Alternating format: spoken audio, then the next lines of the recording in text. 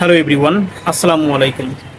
I'm Arifur Rahman, working as an English language instructor. I hope that you all are very fine. Dear learners, আজকের লেসনে আলোচনা করব কিভাবে infinitive ব্যবহার করে ইংলিশের নেগেটিভ সেন্টেন্স তৈরি করতে হয়। সাধারণত মেইন ভার্বের পূর্বে প্রিপোজিশন টু ব্যবহার করে আমরা ইনফিনিটিভ গঠন করে থাকি। যেমন সচরাচর আমরা কিন্তু এভাবে কথা বলে থাকি, আমি ইংরেজি শেখার চেষ্টা করি না। তাহলে এর ইংলিশটা হবে I don't try to learn English.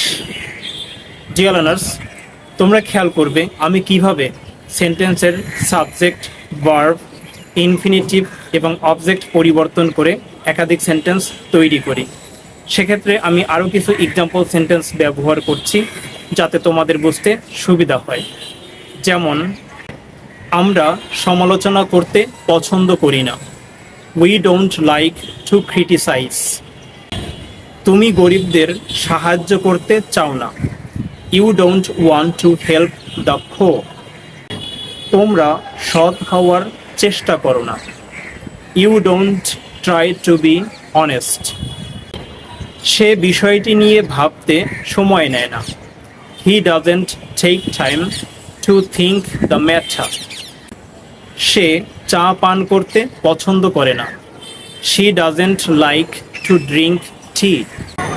তাহারা বাসি খাবার খেতে পছন্দ করে না। They don't like to have stale food. Raju বিষয়টি বোঝার চেষ্টা করে না।